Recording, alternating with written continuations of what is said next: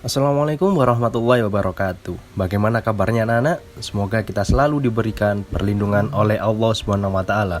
Hari ini kita akan membahas kisah teladan Nabi Yunus alaihissalam. Mari kita simak bersama-sama penjelasan berikut. Nabi Yunus alaihissalam adalah orang yang soleh sejak sebelum diangkat sebagai nabi dan rasul. Beliau memang seorang ahli ibadah yang tekun. Ia telah mengajak kaumnya untuk menyembah Allah Subhanahu wa taala dan meninggalkan penyembahan terhadap berhala, melarang kemaksiatan dan kedurhakaan. Singkat cerita, Nabi Yunus alaihissalam telah mengatakan kepada kaumnya jika dalam waktu 40 hari mereka tidak mau bertobat, maka akan diturunkan azab oleh Allah Subhanahu wa taala. Namun kaumnya tidak mau memperhatikan peringatan Nabi Yunus dan malah berani menunggu datangnya azab itu. Nabi Yunus alaihissalam pun putus asa atas perilaku kaumnya.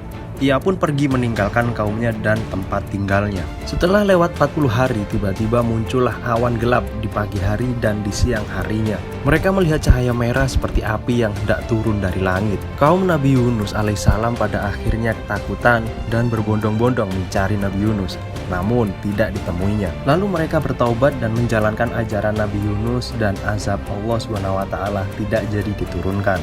Nabi Yunus alaihissalam tidak tahu akan pergi kemana. Ia pun akhirnya tiba di tepi laut dan menumpang pada sebuah kapal. Sebenarnya penumpang kapal sudah cukup banyak dan ketika di tengah laut, kapal itu kehilangan kendali akibat dihantam badai dan ombak yang dahsyat. Semua perbekalan dan barang-barang sudah dikurangi, namun kapal itu tetap kehilangan kendali. Sang nahkoda pun memutuskan untuk melempar salah seorang penumpang ke tengah laut. Maka diadakan undian di atas kapal tersebut. Sampai 3 kali selalu nama Nabi Yunus alaihissalam yang muncul. Tak dapat ditolak lagi, maka Nabi Yunus alaihissalam dilempar ke tengah lautan. Allah Subhanahu wa taala tidak menghendaki rasulnya binasa. Seekor ikan paus besar diperintahkan untuk menelan hidup-hidup Nabi Yunus alaihissalam. Di dalam perut ikan paus itulah Nabi Yunus menyadari kesalahannya yang telah meninggalkan kaumnya. Ia pun berdoa kepada Allah Subhanahu wa taala dan bertobat kepadanya. Ya Allah, tiada Tuhan selain Engkau, Maha Suci Engkau. Sesungguhnya aku telah menganiaya diriku sendiri dan aku termasuk golongan orang yang zalim. Doa Nabi Yunus di dalam perut ikan paus. Atas kesungguhannya berdoa dan bertobat, maka dengan rahmat Allah Subhanahu wa taala, Nabi Yunus dikeluarkan dari perut ikan paus. Ia pun terdampar di tepi pantai dalam keadaan sakit dan lemah. Setelah Allah Subhanahu wa taala mengembalikan kesehatan dan kekuatannya, ia segera kembali ke kaumnya.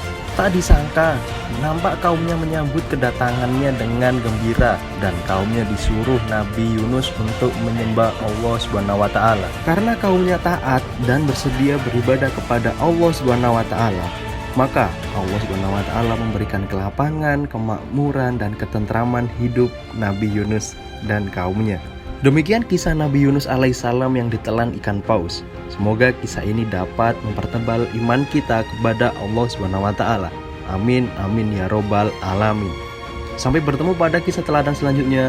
Wassalamualaikum warahmatullahi wabarakatuh.